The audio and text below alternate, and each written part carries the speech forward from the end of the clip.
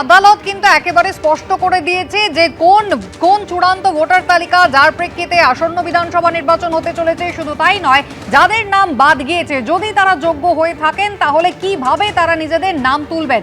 মমতা বন্দ্যোপাধ্যায় নানুরে আজকে জনসভা করলেন এবং সেখানে ইতিমধ্যেই এর আগেও যে অভিযোগ তিনি করেছেন যে বেছে বেছে 1,20,00,000 নাম বাদ দেওয়া হয়েছে, কিন্তু তারপরও তিনি বলছেন আজকে সুপ্রিম কোর্ট যে নির্দেশ দিয়েছে তাতে তিনি খুশি। পদ্মফুলের বস্তা দিয়ে বাইরের নাম ঢোকানো হচ্ছে, অর্থাৎ ফর্ম 6 নিয়ে কিন্তু ফের একবার সরব হয়েছেন আজ মমতা বন্দ্যোপাধ্যায়। কি বলেছেন দেখুন। আমি একটা কোর্টে কেস করেছিলাম এসআইআর নিয়ে, কারণ 1,20,00,000 লোকের নাম বাদ দেওয়া হয়েছিল। বেছে বেছে যেন উকুন বাজছে। 22 লক্ষ লোকের নাম আমরা ইতিমধ্যেই তুলতে পেরেছি যতটুকু আমি জেনেছি। 18 লক্ষ বাদ আছে, তাদের প্রত্যেককে অ্যাপিল করাতে হবে, ট্রিব্যুনালে যেতে হবে, খরচা আমরা দেব। আর আজকে আমি খুশি সুপ্রিম কোর্ট ভালো রায় দিয়েছে।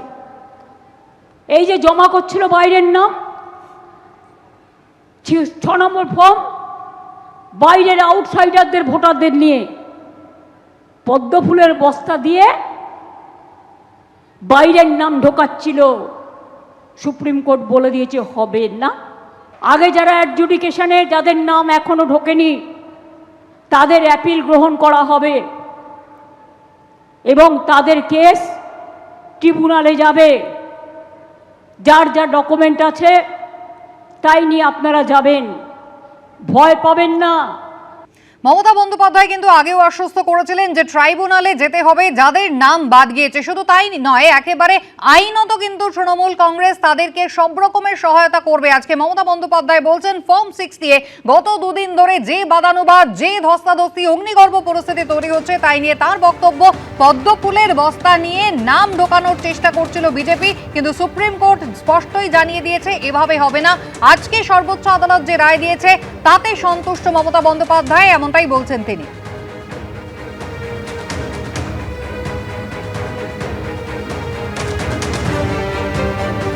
ইতিমধ্যেই সুপ্রিম কোর্টের শুনানি কিন্তু আজকে শেষ হয়েছে এবং সেখানে নির্দিষ্ট করে জানিয়ে দেওয়া হয়েছে 60 লক্ষ বিবেচনাধীন, তাদের নিষ্পত্তি কিন্তু শেষ হয়ে যাবে 7ই এপ্রিল। শুধু তাই নয়, পরবর্তী শুনানি রয়েছে 6ই এপ্রিল। 47 লক্ষের এখনো পর্যন্ত নিষ্পত্তি হয়ে গিয়েছে। চূড়ান্ত ভোটার তালিকা একদিন আগে অর্থাৎ 6ই এপ্রিলই কিন্তু প্রকাশিত হবে। নির্বাচন কমিশন এমনটাই জানিয়েছে। ট্রাইব্যুনাল আগামীকাল থেকে কাজ শুরু করতে চলেছে।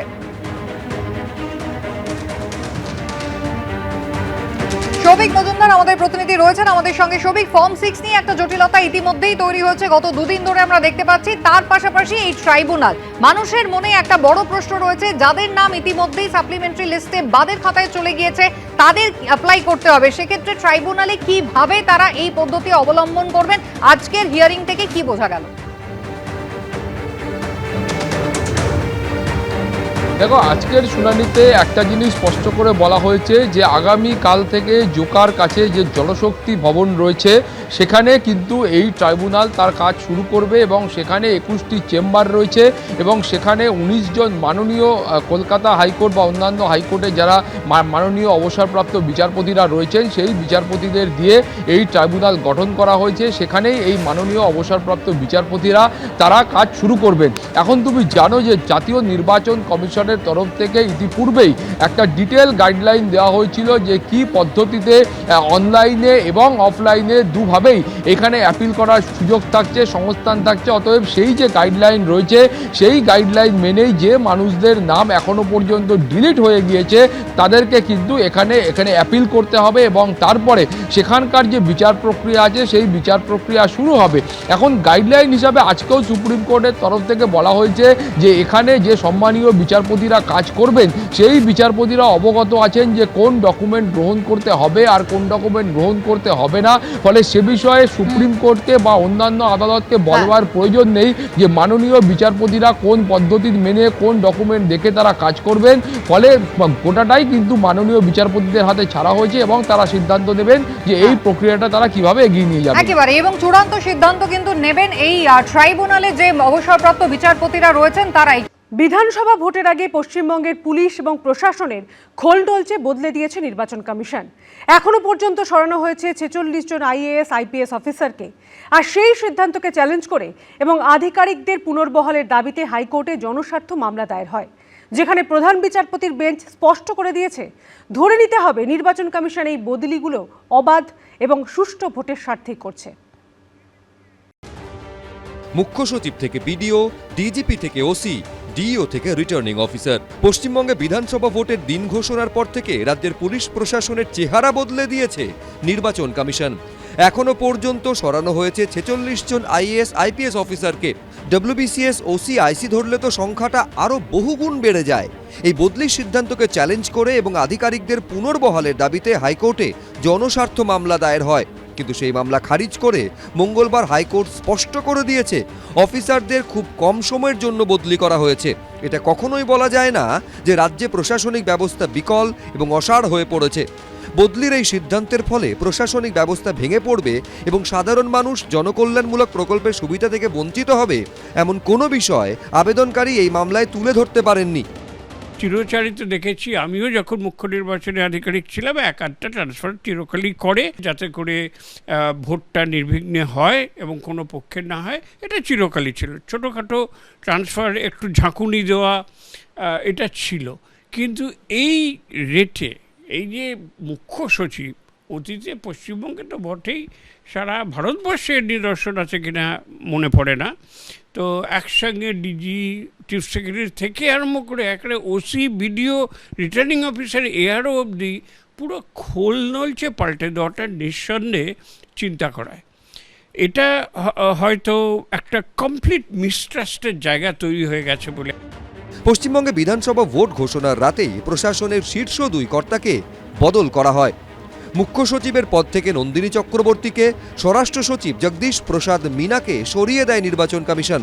এরপর রাজ্য পুলিশের ডিজির পদ থেকে পীযূষ পাণ্ডে, ডিজি আইন শৃঙ্খলা বিনীত গোয়েল এবং কলকাতার পুলিশ কমিশনার সুপ্রতিম সরকারকে নির্বাচন কমিশন সরিয়ে দেয়। একাধিক আইএএসকে ভিন রাজ্যে ভোটের পর্যবেক্ষক করে পাঠানো হয়। 18ই মার্চ সরিয়ে দেওয়া হয় 11টি জেলার জেলাশাসক ও কলকাতার 2 ডিইওকে। জেলার নির্বাচন পরিচালনার দায়িত্বে থাকেন ডিস্ট্রিক্ট ইলেকশন অফিসার বা ডিইও। সাধারণত জেলা শাসকেরা এই দায়িত্ব পালন করেন। ব্যাপক রদবদল হয় পুলিশের শীর্ষস্তরেও। উত্তর ও দক্ষিণবঙ্গের এডিজি, একাধিক পুলিশ কমিশনারেটের কমিশনার, ডিসি, ডিআইজি বদল চলতেই থাকে। একদিনে বদলি করা হয় 12 জন পুলিশ সুপারকে। গত রবিবার রাজ্য পুলিশের 142টি থানার আইসিকে সরিয়ে নতুন আইসিদের নিয়োগের নির্দেশ দেয় নির্বাচন কমিশন। পাশাপাশি কলকাতারও 30টি থানার ওসি বদল করে কমিশন।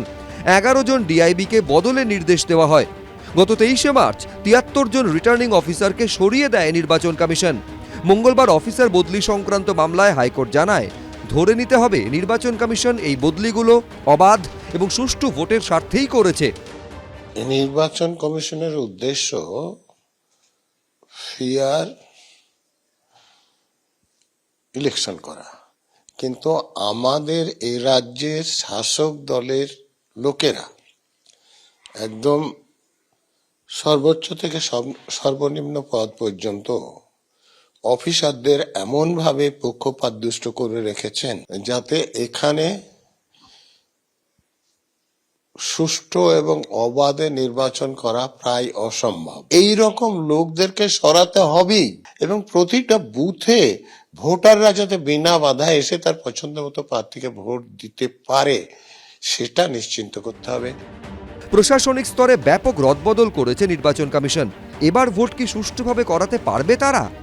সৌভিক মজুমদার, এবিপি আনন্দ। এবিপি আনন্দ, এগিয়ে থাকে, এগিয়ে রাখে।